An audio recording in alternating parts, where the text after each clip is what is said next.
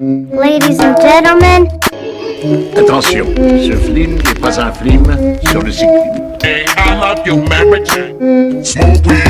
Moi, si je devais résumer ma vie aujourd'hui avec vous, je dirais que c'est d'abord des rencontres.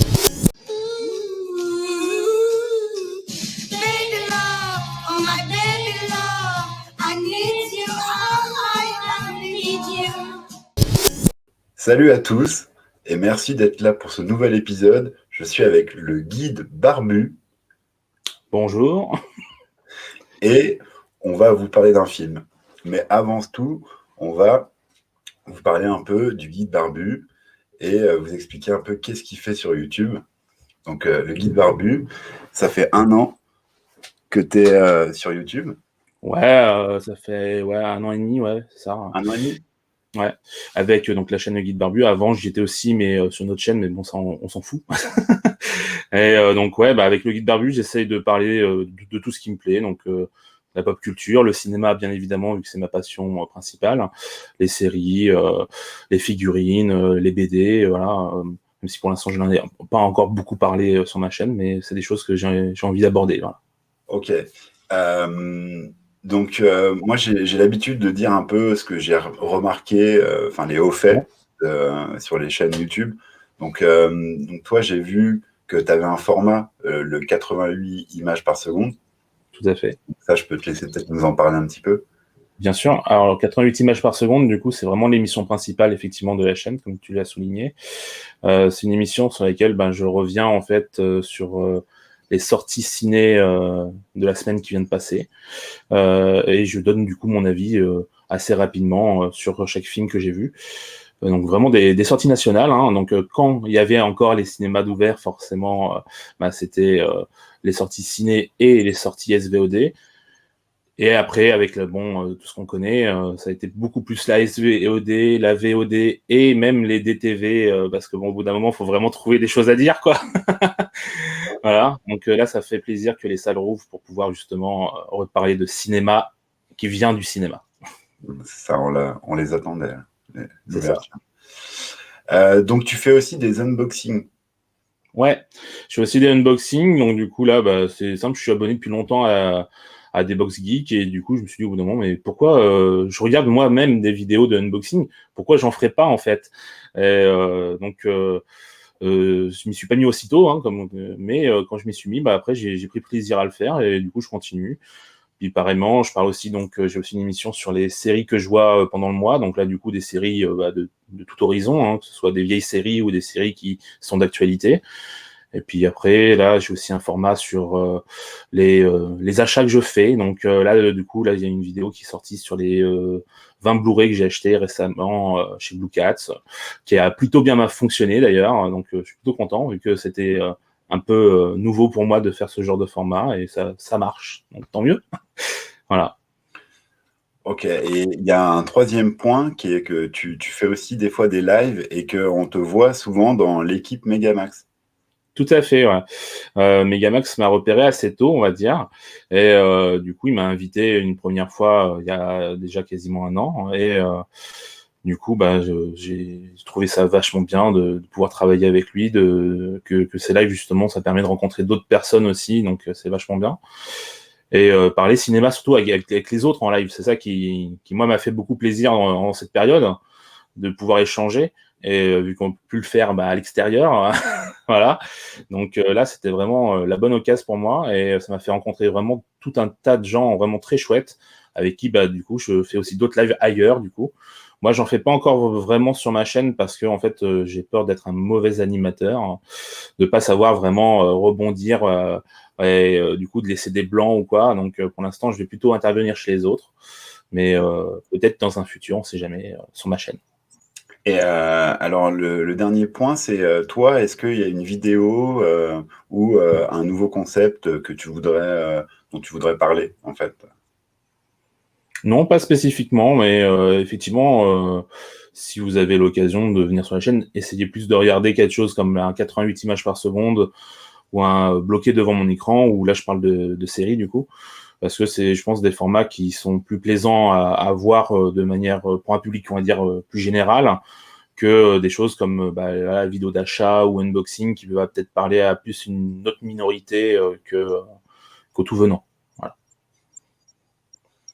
Ok. Bah écoute, en tout cas, merci d'être présente pour cet entretien. Je vais faire un petit rappel à tout le monde pour les entretiens 7e art et créatif. C'est des entretiens où on revient sur des films qui parlent de drogue, que ce soit dans la consommation ou dans la vente. Et là, en l'occurrence, c'est un film où c'est plutôt dans la consommation. Je vais te laisser nous dire le film que tu as choisi. J'ai choisi Jackie Brown parce que forcément, vous aviez déjà parlé de True Romance, donc il a fallu faire un autre choix. Et quel a été le meilleur autre choix que celui-là, alors que moi, je suis très très fan du monsieur qui est là, donc Tarantino. Jackie Brown, moi, c'est vraiment mon Tarantino préféré. Donc c'est aussi un peu pour ça que j'ai choisi du coup ce film-là. Autant parler de mon préféré plutôt qu'un autre. Même si je trouve au niveau du scénario, c'est plutôt True Romance, moi, qui est dans mon cœur. Mais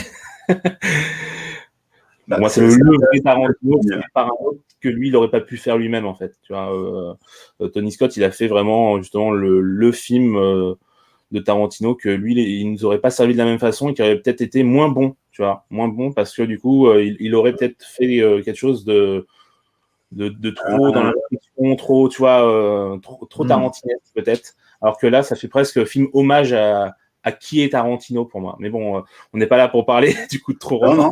Non, mais je comprends ce que tu dis. Alors, en tout cas, Jackie Brown, il est sorti en 97 et effectivement, c'est réalisé par Tarantino. Par contre, c'est tiré d'un roman, tout à fait. Punch Créole, de Elmore Leonard. Et donc, moi, je suis vraiment très content de faire ce film parce que j'adore Tarantino, mais j'adore aussi Elmore Leonard. Ok, c'est là. C'est vraiment un écrivain, déjà, qui a été beaucoup adapté en film. Oui. Il y a Hors d'atteinte, Get Shorty, il y a une série Justify, qui est aussi... il y a une autre série, Maximum Bob. Enfin, il y a vraiment eu beaucoup de films qui ont été adaptés de ces romans. Et en fait, moi, j'avais découvert Elmore Leonard, justement, par le biais de Jackie Brown, en regardant Jackie Brown. Et du coup, après, j'avais lu le livre pour voir un peu les différences, comment Tarantino avait adapté le roman. Ok. Et enfin voilà, et donc du coup je m'étais intéressé à l'auteur et c'est vrai que il y a un vrai style qui va avec les deux. On sait pourquoi, enfin on comprend pourquoi Tarantino a adapté un de ses livres parce que c'est un peu des univers qui coïncident, quoi. Il parle, ouais.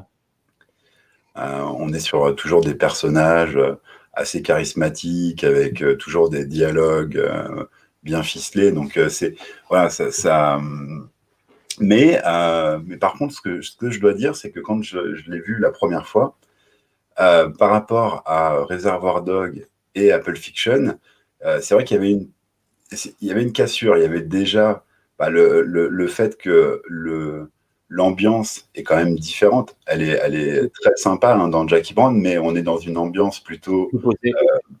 c'est plus posé, et puis c'est Blaxploitation.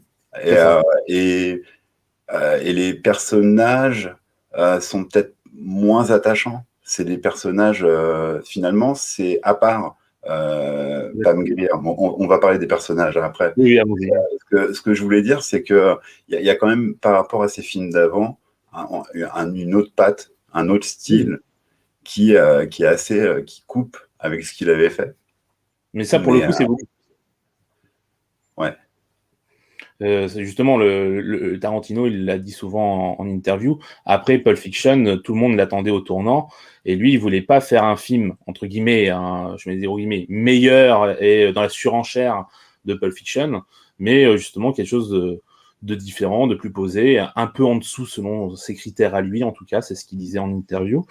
Pour moi, c'est pas le cas. Pour moi, c'est justement son meilleur, comme je l'ai déjà dit. Mais justement parce qu'on sent qu'il aime ses personnages. Il les aime vraiment, et notamment, il aime aussi les comédiens qu'il a choisis pour les interpréter. Donc, forcément, on pense à Jackie Brown, donc interprété par la magnifique Pam Grier, voilà. Et puis surtout aussi à Robert Foster qui avant ça avait pas vraiment de fait d'armes vraiment exceptionnel, le pauvre, mais que lui justement il avait vu dans les différents films où il avait pu jouer et qu'il s'était rendu compte que c'était un bon comédien malgré que il soit pas dans des chefs-d'œuvre. Et du coup c'est cool de pouvoir lui donner un rôle comme ça aussi important et aussi touchant, parce que moi je le trouve très touchant dans ce film, Robert Foster. Et du coup, on sent justement par rapport à ce qu'il a écrit en termes de dialogue et tout ça, même si forcément il s'inspire énormément du roman, comme tu l'as souligné, mais on sent que il les aime, quoi. Ça se sent même à l'image, comment il les filme. Moi, je suis complètement d'accord avec toi. La relation entre donc Robert Foster et Pam Grier est vraiment sublime, quoi. Ils sont les deux personnages. On voit qu'ils ont passé un certain âge quand même. Enfin, ils ont passé un cap, un cap où ils arrivent justement à nous transmettre en fait ce moment où Jackie, on sait que ça avait dû être une très belle femme et que là elle commence un peu à vieillir, et donc c'est vraiment bien marqué en fait. Et c'est vrai que le personnage est vraiment super bien interprété en plus, quoi. Je suis bien d'accord. Alors, ce que je voulais dire moi par rapport au personnage, c'est que oui, ce couple c'est presque les personnages principaux finalement. Oui. Donc eux, ils sont attachants et on s'attache à eux. Mais les autres personnages, par contre, sont chacun. Par exemple, Samuel L. Jackson est vraiment très froid, très méticuleux. Enfin, il est un peu glacial dans ce film. Tout à fait. Des fois, on le voit plus drôle, moins. Enfin, là, il a vraiment le rôle du salaud, du trafiquant qui n'hésite pas à éliminer tous les gens qui pourraient le faire tomber. Donc, donc il est assez froid. On a Robert De Niro qui est un peu à contre-emploi. Plus que contre-emploi, là, c'est génial.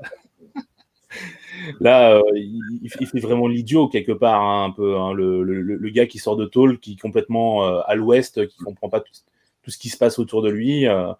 Pour moi, il est parfait dans ce rôle. C'est un summum de le voir jouer ça, parce que tout passe par les expressions physiques finalement, parce qu'il a très peu de dialogue. Donc c'est là où on voit que c'est un vrai comédien aussi. Faut pas se leurrer. C'est pas n'importe qui aurait pu faire ce rôle pour moi. Non, c'est vrai, comme tu dis, il parle pas beaucoup. Il fait un peu on va dire le sous-fifre, quoi, celui qui va accepter de travailler pour Samuel L. Jackson, parce que voilà, il sait pas trop quoi faire, il sort de prison. On a aussi Bridget Fonda, donc qui joue. Alors, je sais pas si on peut dire petite amie de Samuel L. Jackson, parce qu'en fait, il en a 3 petites amies. Oui, voilà. Une de ses nanas. Voilà. Des filles qu'il entretient, quoi. Oui, voilà. Qui elle, surfeuse, qu'on voit plutôt stoneuse que surfeuse. Oui, on en reparlera au moment des drogues, mais c'est vrai que c'est elle qui amène une grosse partie, voire quasiment la totalité du chapitre drogue dans le film. Oui. Parce que c'est notamment. Alors, si on fait un petit résumé, alors c'est compliqué de résumer vraiment le film. Moi, je dirais que c'est quand même. Donc, c'est l'histoire d'une hôtesse de l'air qui trafiquait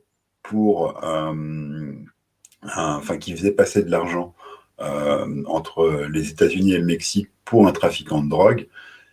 Il se trouve qu'elle se fait arrêter Et donc, elle met au point en fait une stratégie pour faire tomber le trafiquant d'armes et essayer de faire, en tout cas, croire aux policiers qui feront tomber le trafiquant d'armes et qui récupéreront l'argent du trafic, les armes.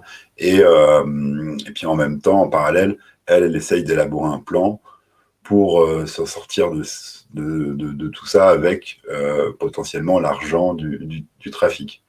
Tout à fait. Ça a très bien résumé la chose. Ouais, J'avoue que c'était compliqué parce que c'est vrai que quand tu vois le film, en fait, tu as l'impression qu'il est très complexe. Parce que tu as notamment justement la grande scène de fin où tu as tout qui sur différents plans où on voit d'abord que ça se passe comme ci, après ça se passe comme ça avec un autre personnage et après comme ça avec encore un autre. Donc c'est vrai que tu as l'impression que c'est vachement compliqué, alors que finalement, comme tu l'as résumé là, tu vois, c'est assez simple. Il faut focus juste sur Jackie, quoi. C'est ça. Mais bon, après, il y a quand même tous les personnages qui gravitent dans cette histoire. Et donc, c'est vrai que ça devient un peu plus complexe. Mais voilà, dans l'ensemble, c'est ça.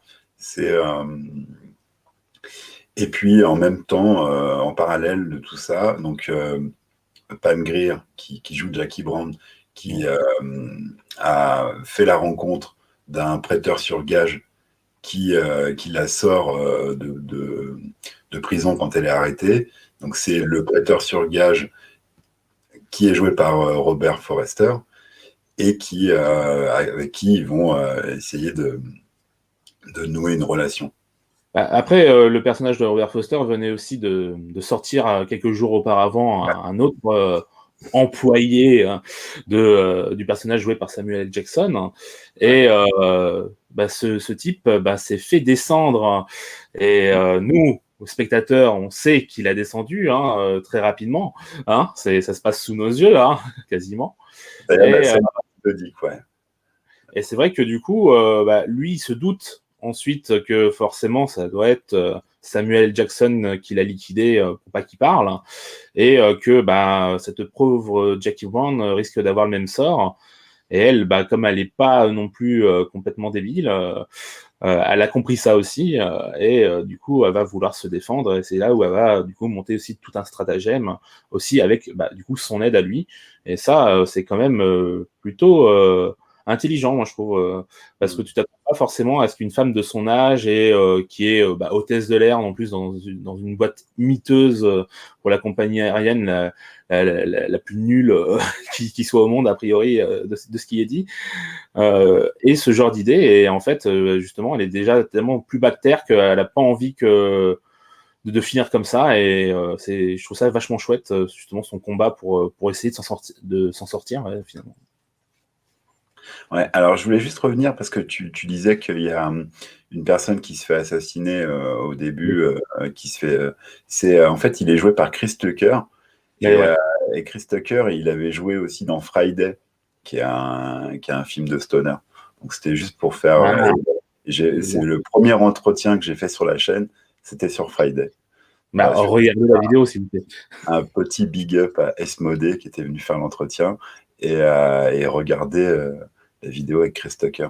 Mais donc dedans, il joue vraiment encore un stoner qui. Oui. Le mec se fait sortir de prison pour se faire tuer, pour pas parler. Mais en fait, comme il avait déjà parlé,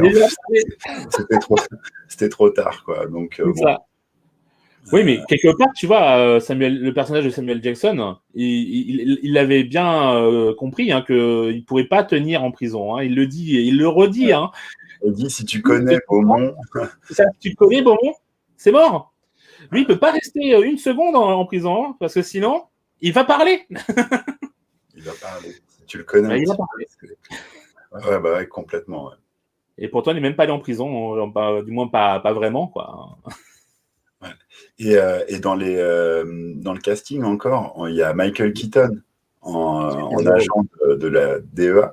Et ce qui est marrant, c'est qu'en fait, ce rôle qu'il joue dans ce film-là, il le reprend dans le film Hors d'atteinte de Soderbergh, parce que c'est aussi issu d'un roman de Elmore Leonard. Donc il y a un peu un Elmore Leonard verse Oui, mais en plus, alors, ce qu'il faut savoir, c'est que ces deux films se sont tournés l'un après l'autre quasiment, Ouais. et que justement, les droits du coup, du personnage étaient du coup à Tarantino entre guillemets, enfin au studio avec les qualités, donc Miramax, et que quand justement on lui a demandé s'il pouvait récupérer ce personnage pour cet autre film, lui trouvait ça génial justement que ce soit le même acteur qui l'interprète. Et au lieu de demander une somme mirobolante que ferait un studio aujourd'hui, puis même à l'époque, lui, il a dit donnez-leur les droits gratuits pour que ce soit justement vraiment Michael Keaton qui le fasse, quoi. Et du coup, c'est ce qui est arrivé, et tant mieux, parce que franchement, Keaton, déjà, bon, dans Jackie Brown, il est génial, mais c'est juste trop bien d'avoir justement ce lien entre les différentes adaptations cinématographiques de Elmore Leonard, quand même. C'est chouette. Ouais, complètement. Ouais. Puis hors d'atteinte, il y a aussi George Clooney, Jennifer Lopez, donc c'est voilà. Oui, il y a un casting. Oui. Très bon casting. Donc par rapport au casting, je pense que là on est bon. Juste pour revenir sur Keaton, ce rôle au départ, il voulait pas le faire parce que en fait, il n'arrivait pas à cerner le personnage. Et c'est Tarantino qui à force d'insister, parce que bon, Tarantino, quand lui il a une idée fixe, il en démord pas. Il lui dit non mais tu vas trouver comment le jouer. Et en fait, il a su après coup par du coup l'agent de Michael Keaton que Keaton est tout le temps comme ça sur un rôle. Il dit toujours qu'il va pas savoir comment le jouer, et que c'est justement si le réalisateur insiste assez longtemps que justement il va vraiment se dire finalement peut-être qu'il faut que je trouve une solution pour interpréter ce rôle, et du coup il trouve un moyen de le faire. J'ai trouvé ça génial, moi, comme anecdote qui raconte justement dans les bonus du DVD. Je trouve ça génial. Ok. Ouais, mais de toute façon, c'est un grand acteur. Hein. Ah ouais. Batman. Beetlejuice. Aussi, c'est vrai aussi. Beetlejuice. Ouais. Oh là là.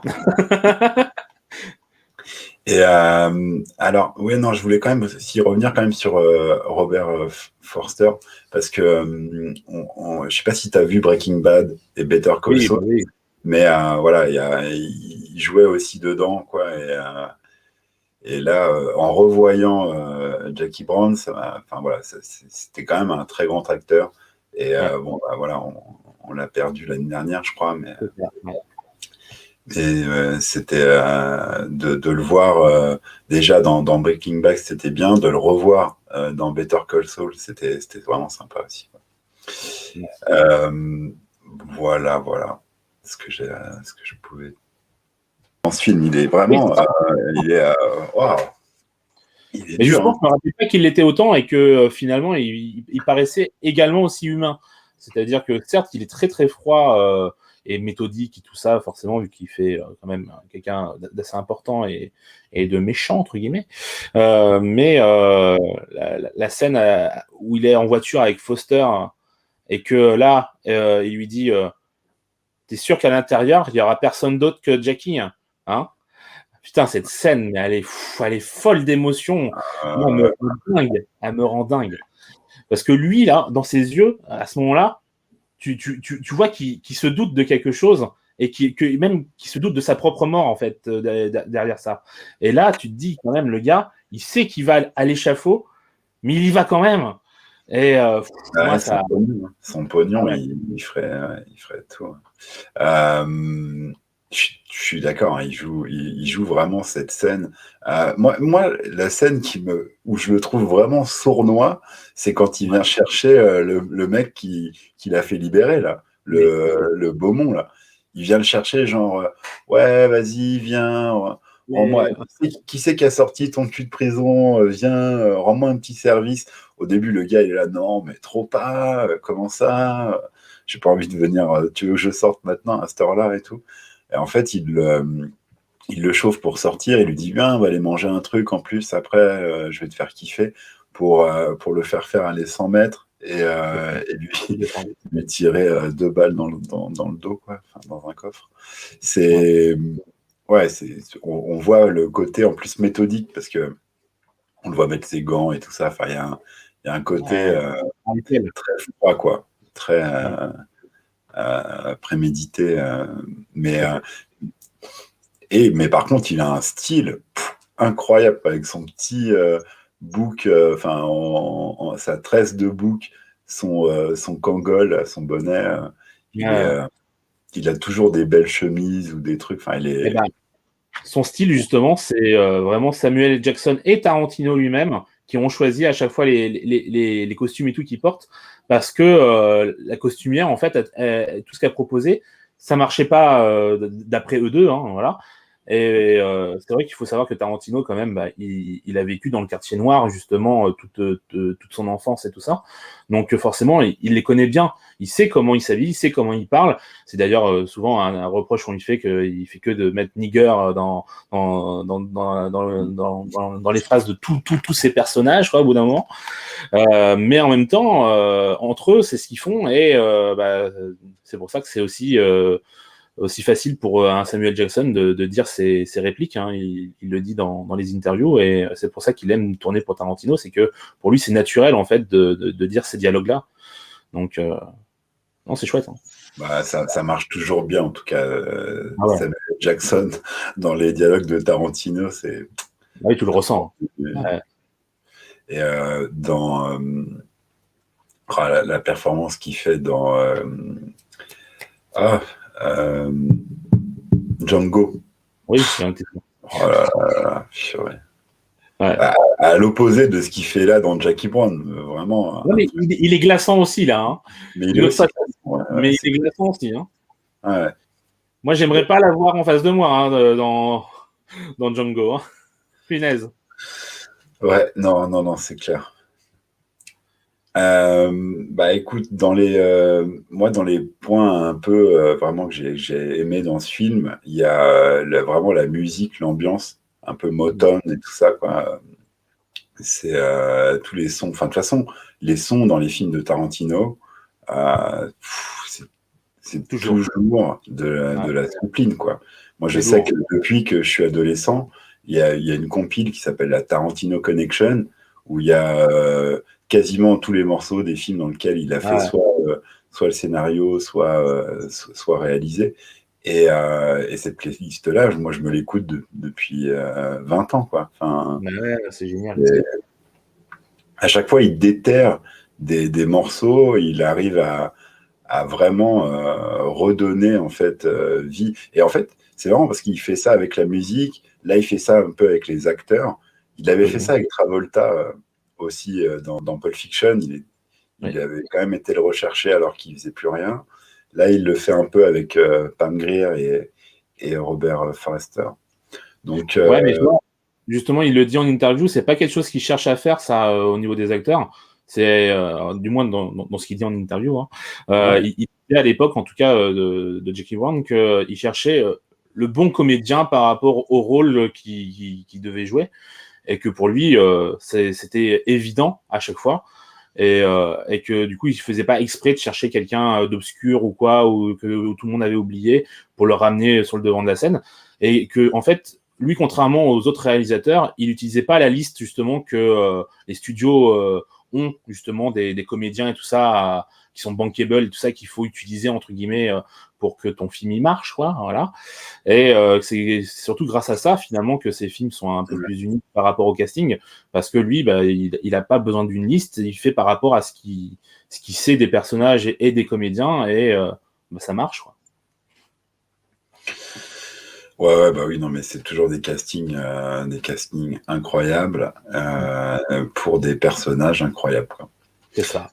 Et c'est justement le deuxième point que moi j'ai noté, c'est que les personnages ont toujours une profondeur. Là, on a plein de clichés, on va dire, mais qui sont quand même plus profonds que ce qu'on pourrait croire. Il y a des scènes qui sont mythiques, mais comme à chaque fois, de toute façon, hein, dans ces films. Mais pour moi, par exemple, hein, j'y pense comme ça, mais la scène sur le parking avec De Niro et Bridget Fonda, et elle qui est en train de l'énerver. Enfin, cette scène, moi, c'était voilà, quoi, c'est des scènes. Louis? En plus, tu vois, tu vois De Niro, mais il le joue aux petits oignons, quoi. Il joue vraiment le beauf, le mec qui s'énerve. Enfin, Ouais. c'est vraiment à l'opposé de ce qu'on a pu vu, le voir faire, quoi. Ah, je crois que bien, toutes les scènes avec ces deux personnages-là sont assez mythiques hein, dans ce film. Hein. Que ce soit leur première rencontre Ouais. où elle, avec son pied, elle tâtonne le bout de son verre de whisky, que ensuite la scène bah, où il baise, hein, clairement, 3 minutes plus tard. Ouais, c'est ça. C'est tellement mythique cette scène, moi, elle me fait marrer, mais alors tout le temps. Hein.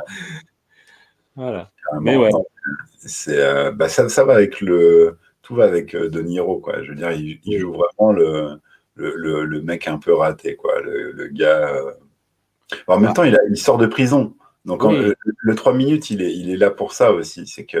Oui, mais En fait, par rapport à son âge aussi. ouais. Hein, on va pas se leurrer. On voit bien la différence d'âge entre les deux. Et c'est vrai que on se dit ça aussi. Hein, on se dit, ouais, bon, ouais, il tient plus le coup aussi. Faut dire qu'elle est. Ça va, quoi.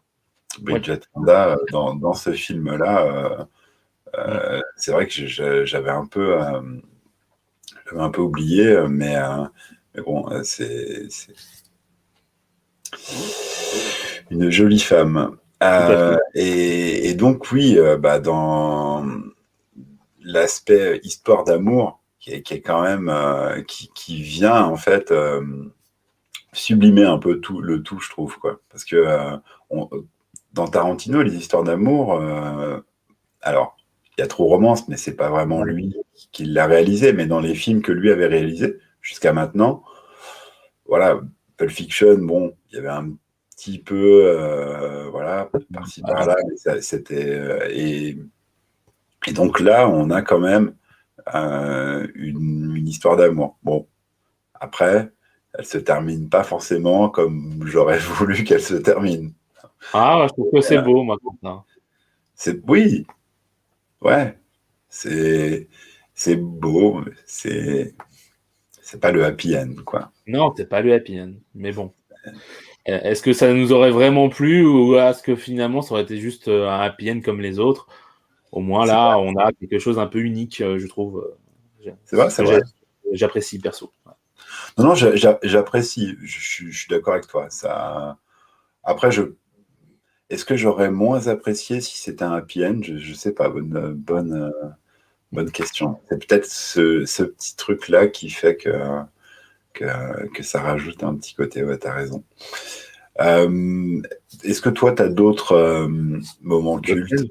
Là, comme ça, si, bah oui, là, t'as l'iconisation justement de J.K. Rowling au tout début, hein, quand on a le premier plan du film, où elle Ouais. est là donc, sur le tapis roulant avec la musique et tout. Ah là là, ce plan séquence, il est génial. Là, tout de suite, tu ne vois qu'elle et t'es à fond. Tu te dis, mais alors c'est qui? Qu'est-ce qui se passe quand justement tu connais pas encore le film? Et là, c'est vrai que non, c'est chouette comme entrée en matière, on va dire.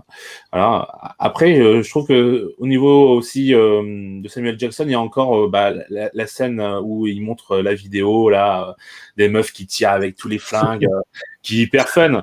Bon, après, effectivement, c'est pas une des meilleures scènes, mais c'est tellement drôle, hein, qu'on on peut pas s'en priver. Non, non, mais il régale dans chacune de ces scènes Ouais. parce qu'il joue vraiment le caïd, mais alors toujours en train de boire une vodka orange, toujours ultra bien sapé. Bon, il y a une scène marrante d'ailleurs où le téléphone sonne Oui. plusieurs fois et à chaque fois il demande à sa nana d'aller décrocher, mais elle sait que c'est pour lui donc elle veut pas aller décrocher et et bon, voilà, c'est marrant, quoi. Mais il met quand même une certaine prestance, une pression, quoi. Dans tu, on voit que voilà, que c'est Samuel L. Jackson, quoi. Ouais. Et oui, et donc la scène d'introduction, c'est un hommage que rendait Tarantino au film Le Lauréat avec Oui. Dustin Hoffman.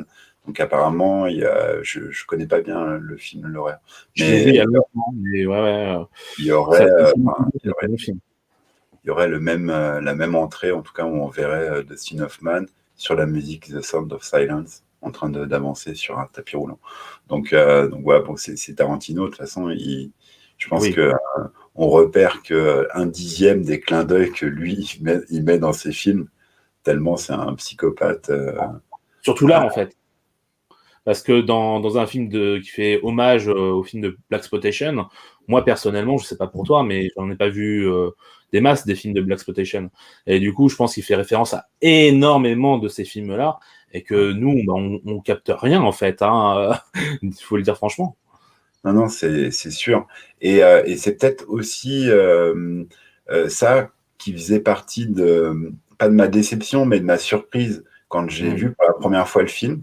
Parce que moi, j'étais pas. Enfin, et je pense que moi et tout le monde, en fait, on connaissait pas tout ce cinéma-là. Bien sûr.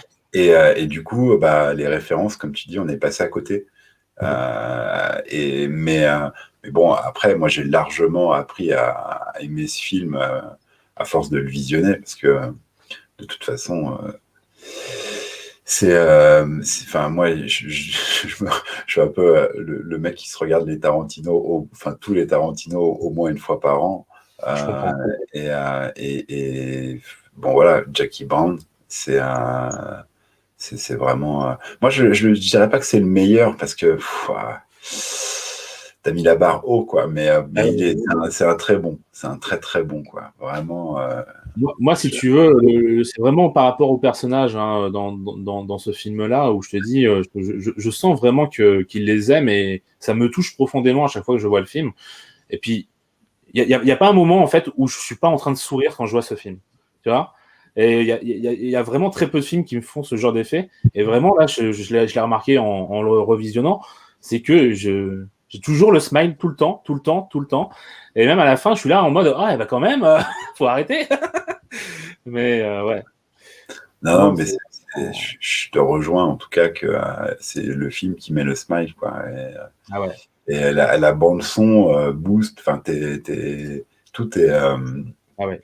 tout est fait pour que tu passes un bon moment, quoi. Et puis Chaque fois où tu as Robert Foster qui écoute les Deftones, là, ouais. oh là là, moi, ça me fait tellement marrer parce que le gars, il connaît rien à ce genre de musique et puis juste parce qu'il kiffe Jackie, il écoute encore et encore cette sorte de balade amoureuse là et je trouve ça génial. Bah, et tu le vois l'acheter, l'écouter, et tu sais qu'en fait, c'est sa projection avec elle, quoi. Enfin, c'est très, très beau, quoi. Ouais.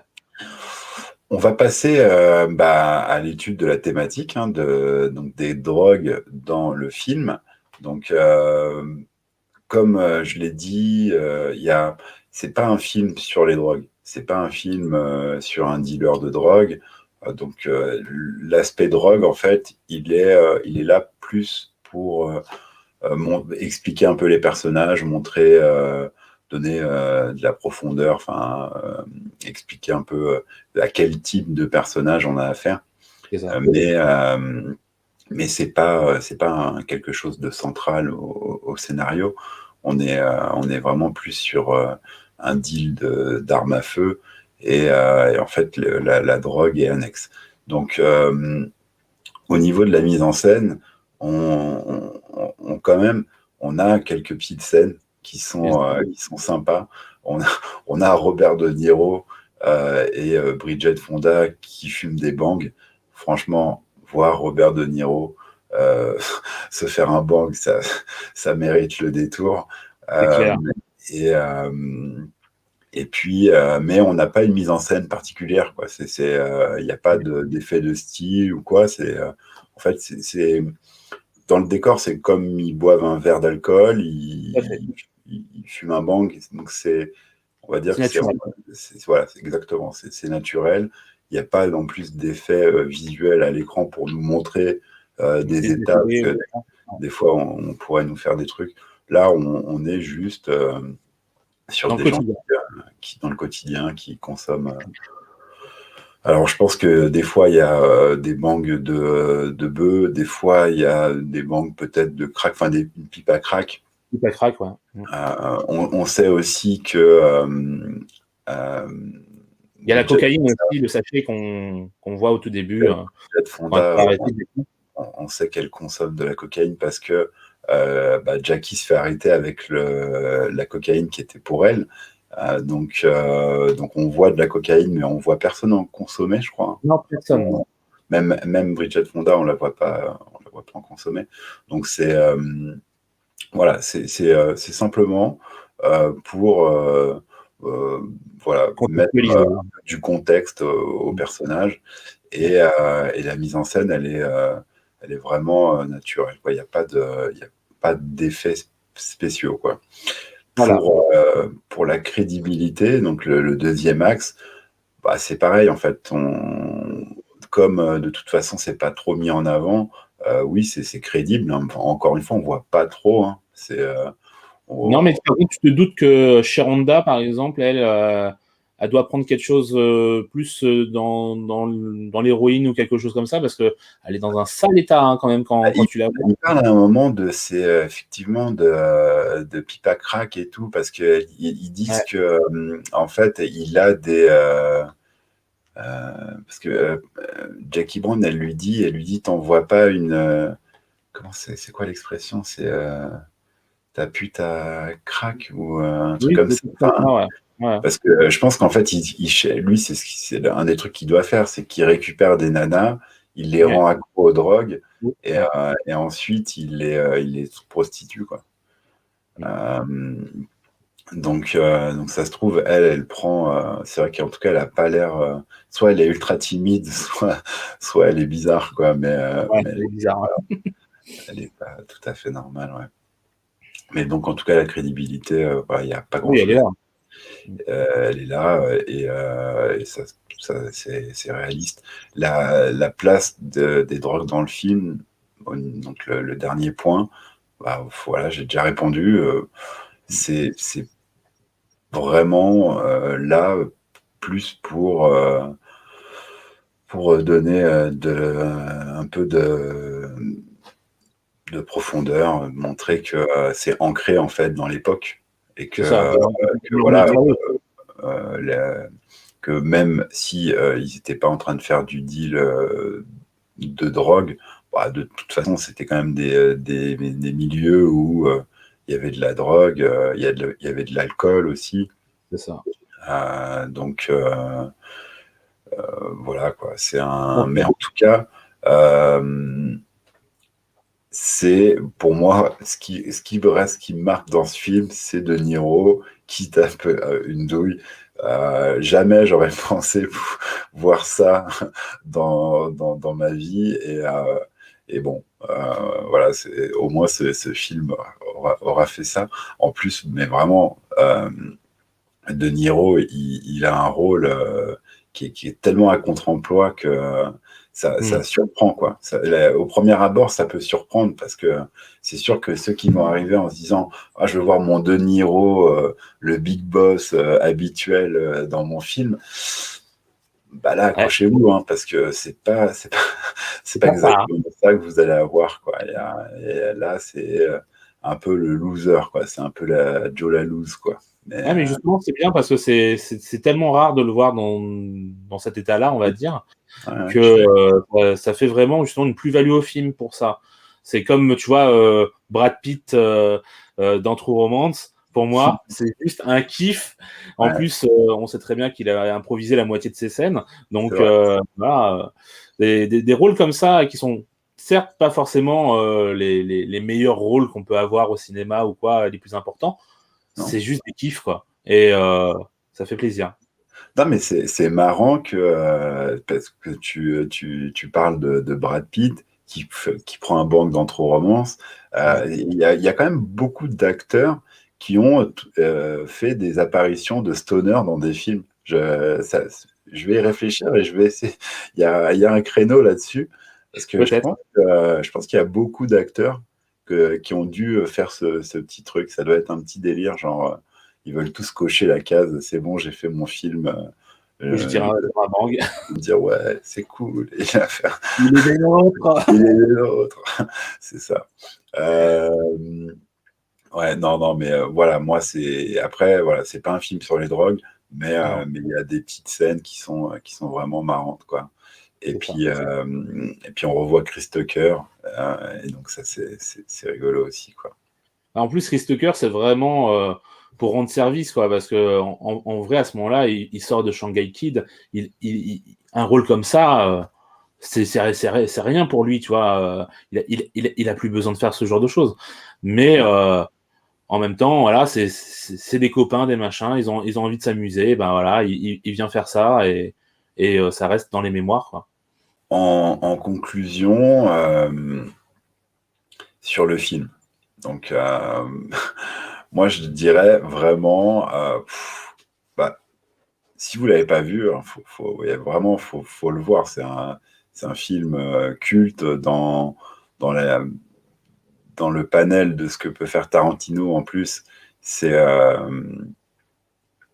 vraiment un film enfin différent des autres, qui a une autre patte, qui a une autre, qui est bon. Toi, carrément, t'as dit que c'était ton préféré, donc c'est que voilà, il y a vraiment quelque chose dedans, une touche qui en fait un film un peu différent de ce qu'il peut faire habituellement. Même si on garde ce qui marche, hein, on garde les dialogues, les personnages forts et tout ça, Les références, la réalisation, la musique, tout. Enfin, mais avec en plus le petit côté, je pense, Elmer Leonard aussi, qui fait que on est sur un petit truc un peu différent et qui vaut vraiment le coup d'être vu. Tu vois, Tarantino, il disait que s'il avait fait, je sais pas, 10-15 ans plus tard, on aurait dit que c'était le film de la maturité de Tarantino, tu vois. Et que c'est pour ça qu'il n'a pas voulu attendre pour le faire, qu'il l'a fait juste après Pulp Fiction pour dire, vous voyez, je peux faire Pulp Fiction et je peux faire mon film de la maturité tout de suite après, quoi. Voilà. Ouais. Ouais, il aime bien. Oui, il aime bien imposer. Parce que après, une fois, c'est Kill Bill, hein, celui d'après. Oui, tout à fait. Ouais. Donc non, c'est vrai qu'il est. Pour moi, Kill Bill se rapproche plus d'un Pulp Fiction, quoi, Tout à fait. enfin, donc Enfin, oui et non, parce que regarde, si tu regardes bien, dans Pulp Fiction, l'histoire, c'est par rapport à une mallette, et là, c'est par rapport quand même aussi à un sachet d'argent, entre guillemets, un sac où il y a de l'argent. Et du coup, moi, c'est vrai que je me dis, finalement, les films sont assez proches, c'est juste qu'il a fait un film qui fait très très jeune par rapport à Pulp Fiction, où c'est surcuté, où on a des scènes où ça tape dans tous les sens. Et à côté de ça, on a un film beaucoup plus posé, mais sur quelque chose finalement d'assez similaire, où on a encore des gangsters, on a encore là, mais en même temps, il y a une histoire d'amour qui vient justement aussi poser un peu les choses. Et puis surtout, comme tu l'avais dit par rapport à leur âge, le fait qu'aussi il y a tout ce truc sur justement eux, les questions qu'ils peuvent se poser sur leur place et tout ça, même si c'est très intérieur, hein, ça, mais je trouve que ça se ressent sur le métrage et que du coup c'est vrai que ça aussi ça apporte quelque chose de très différent qu'on n'a pas dans le reste de la filmo de Tarantino, hein, globalement.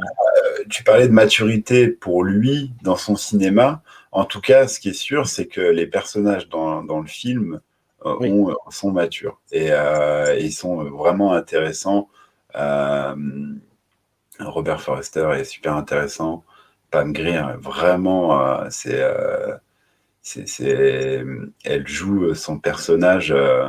Elle a beau être âgée, en plus, moi je trouve qu'elle est sublime, quoi. Elle a 44 ans, hein, ça va. Hein. Quand non, mais on voit ses faiblesses, quoi. Elle laisse transparaître beaucoup d'émotions dans le film, quoi. C'est un personnage très très touchant, quoi. On voit sa détresse et son envie d'essayer de s'en sortir, quoi. Et non, ça rend ces personnages-là super attachants. Moi, en tout cas, regardez ce film, quoi. Oui, faut le voir. Regardez-le.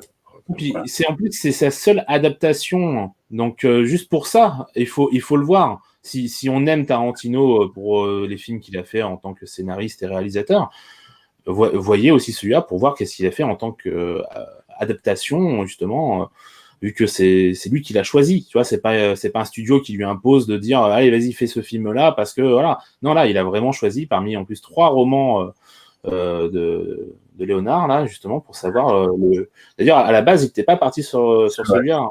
Ouais, j'ai vu les mêmes. Et finalement, bon, voilà, on a eu celui-là, et je pense que tant mieux, parce que vu que moi, c'est mon film préféré, j'aurais eu du mal à me dire qu'il aurait choisi autre chose à faire. Mais quelque part, moi, j'ai envie de me dire, je sais qu'il le fera certainement pas, mais j'aurais vraiment aimé qu'il en réalise un autre, hein, de ce gars-là. Parce que si à la base, il voulait en faire un autre, mais oui, vas-y, fais-toi plaisir. Mais je sais pas si tu as vu Get Shorty et Be Cool, qui sont des films adaptés de Elmore Leonard. Alors celui, je sais plus le titre, mais celui dont on parlait tout à l'heure, où il y a aussi Michael Keaton, celui-là, je suis sûr de l'avoir vu. Oui, ça c'est Hors d'atteinte. Voilà. Ça, c'est Hors d'atteinte de Soderbergh. Mais tu as aussi Get Shorty, qui est produit par De Vito et qui est, je crois que c'est Barry Sonnenfeld qui a réalisé. Attends, je ne pourrais pas te dire de... Ah oui, Be Cool a été fait par F. Gary. Ok. Ouais. Donc, Get Shorty, si tu l'as pas vu, c'est avec Travolta qui joue un prêteur sur gage et qui veut se mettre à faire du cinéma. Donc, il y a... et c'est avec De Vito, Gene Hackman, René Russo, Travolta. Enfin, c'est un feu d'artifice aussi de stars, et c'est basé sur un roman d'Elmore Leonard. Et tu as une suite qui s'appelle Be Cool, qui est aussi très bien.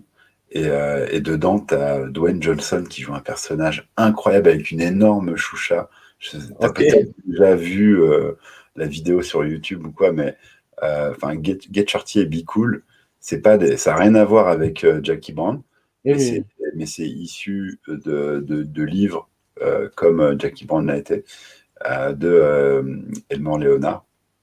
Et dans le même univers, parce qu'apparemment, Elmore Leonard, comme Tarantino, aime bien mettre des liens entre ces différents romans. Complètement. En fait, ces romans, c'est vraiment un univers. Alors moi, j'en ai pas lu énormément, hein, mais je sais que en fait, tu vois en fait dans le dos de ces livres, il te met les noms des personnages qu'il y a dans ce roman-là et tu les retrouves en fait les autres. À chaque fois, et il te dit même ça, c'est un personnage qui était dans tel. Il a créé en fait un peu un univers, et c'est pour ça, je pense que tu as aussi eu Justify, la série, qui est, je sais pas si tu la connais, mais qui est vraiment pas mal sur un shérif qui doit lutter contre plusieurs gangs mais au Texas, mais de nos jours. Donc c'est une série de cow-boys de nos jours. Et c'est vraiment pas mal aussi, quoi. Enfin, c'est tout ça pour dire que Elmore Leonard, c'est un très grand auteur américain qui a fait énormément de livres. Hein. Il y a plus d'une trentaine de livres, et il y a 5 livres qui ont été adaptés en film, donc ou en série. Donc peu de gens le connaissent, alors que c'est quand même un grand scénariste et écrivain, quoi, qui a fait des très bons films que je conseille. Et donc, je te remercie d'avoir choisi Jackie Brown pour pouvoir en parler. C'était un plaisir.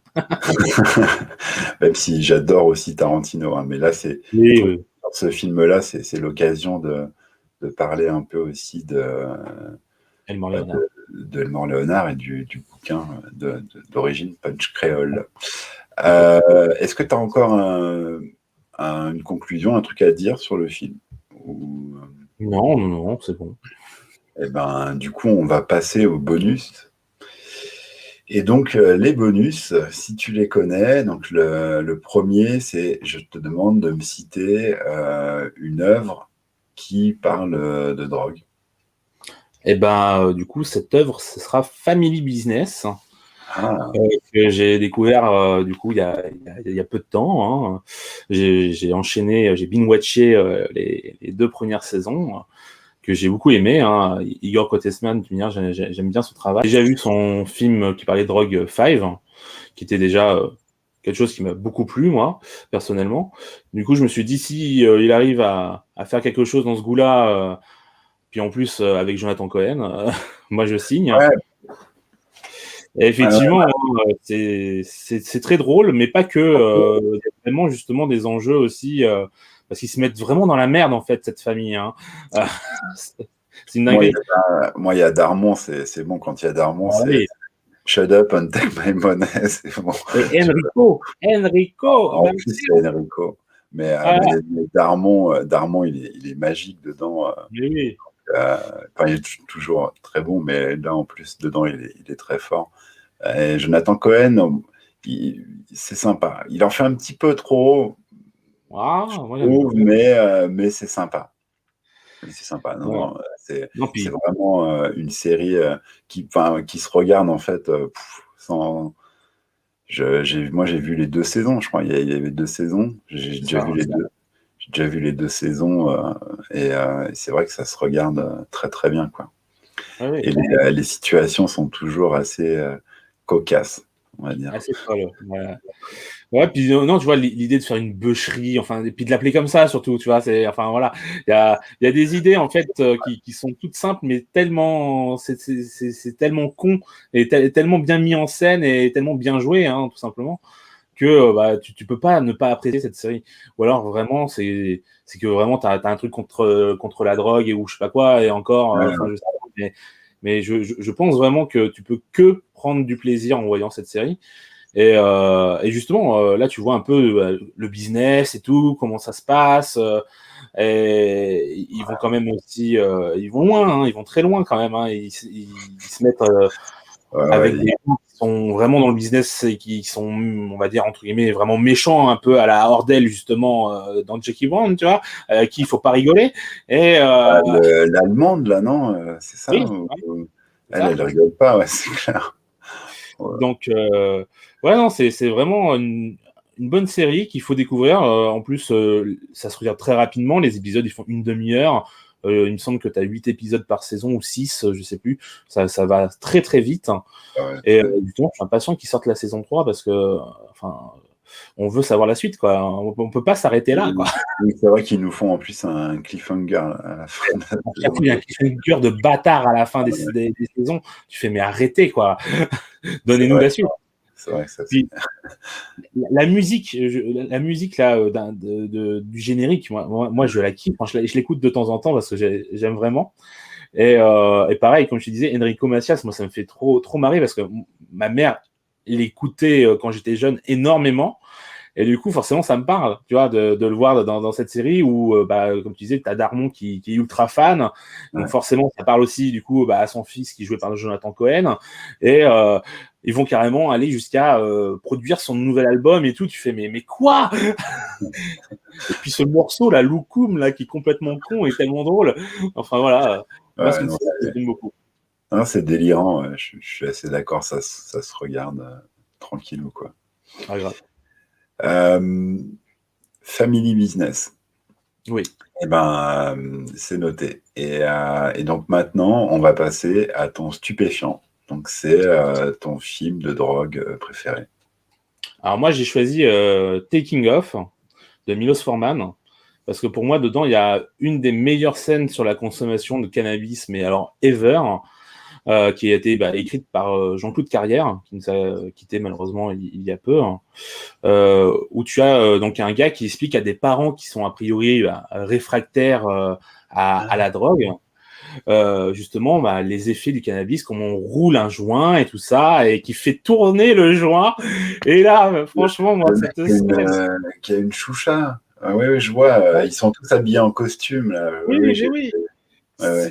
Moi, franchement, quand j'ai vu ce film, alors en plus, moi, je l'ai vu en festival, donc sur grand écran, C'était présenté justement par Jean-Claude Carrière.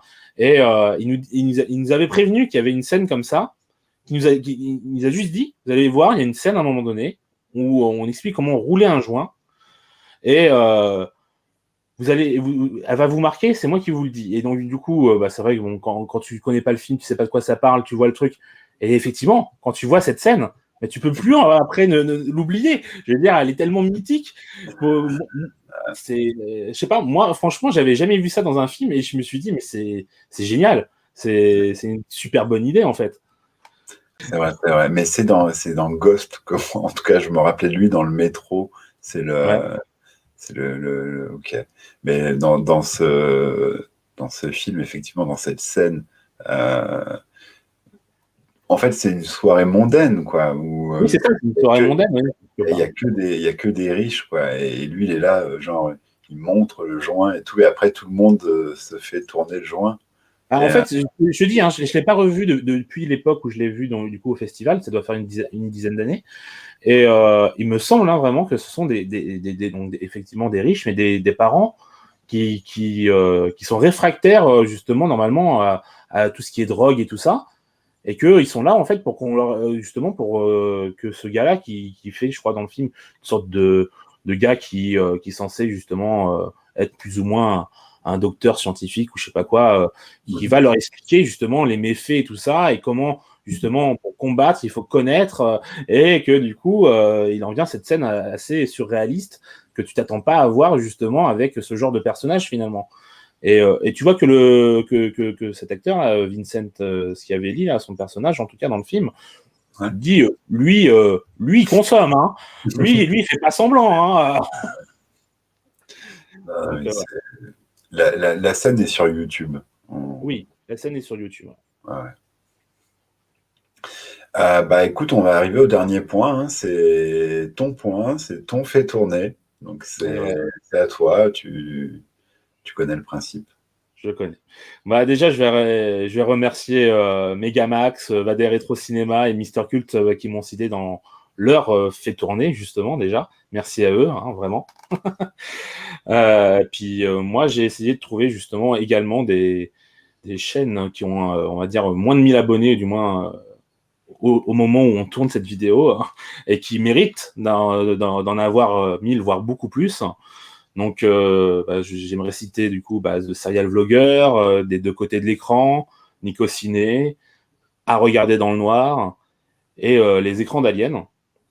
Et comme tu m'as dit que je pouvais du coup aussi parler d'autre chose que forcément rester que sur YouTube, moi, il y a un auteur de bande dessinée que j'aime beaucoup qui s'appelle Lionel Richeran, qui justement a sorti là récemment une BD sur... comment il s'appelle ? J'ai perdu son nom. Ah, Freud, ah oui, voilà. Qui vient de sortir du coup une bande dessinée sur Freud. Et j'aime beaucoup son univers. En fait, moi, je l'ai découvert, ce gars, quand je suis allé justement au festival à Angoulême. Il y avait donc Lionel Richeran qui, à ce moment-là, en tout cas, était seul, attendait justement que quelque chose lui tombe dessus. Ce quelque chose, ça a été moi. J'y suis allé au culot, je lui ai demandé s'il pouvait me faire une dédicace sur une feuille volante, sur une feuille blanche, quoi. Et il a accepté. Du coup, pendant ce temps, j'ai feuilleté en fait son travail. Il m'a même filé ses carnets où vraiment il faisait des trucs à lui perso, tu vois. Voilà. On a discuté pendant un long moment et je lui ai promis à ce moment-là que l'année suivante, je reviendrai et que je lui achèterai son travail, ce que j'ai fait. Et depuis, je suis devenu un inconditionnel de Lionel Richeran. Et vraiment, si vous avez l'occasion de voir ses bandes dessinées, allez-y. C'est vraiment très, très bien. Et c'est un super auteur. Donc, d'accord. Lionel Richeran, tu dis. Hein. Ouais. Okay. Donc, cette dernière, c'est Freud. Voilà. Freud. Ok. Ouais. Eh ben, top. C'était top, ce petit entretien, le guide. Ouais. Ça moi, fait j'ai vraiment passé un bon moment. On se refera ça, j'espère. Parce que d'autres films de Tarantino, d'autres films d'Elmore Léonard, d'autres films sur les drogues. Donc, maintes et maintes occasions. Je te remercie en tout cas beaucoup d'être venu. Je remercie aussi tout le monde d'avoir écouté et puis de s'abonner, de mettre des commentaires, de soutenir. Ça fait toujours plaisir. Les pouces Comme ça, des petits... Et c'était vraiment en tout cas un moment très sympa pour parler d'un film qui, moi, en tout cas, me touche et que j'aime beaucoup. Et je vois que c'est partagé, donc ça fait toujours plaisir. Bonne continuation et bonne soirée. Ciao. Allez, vas-y, pas cool, abonne-toi.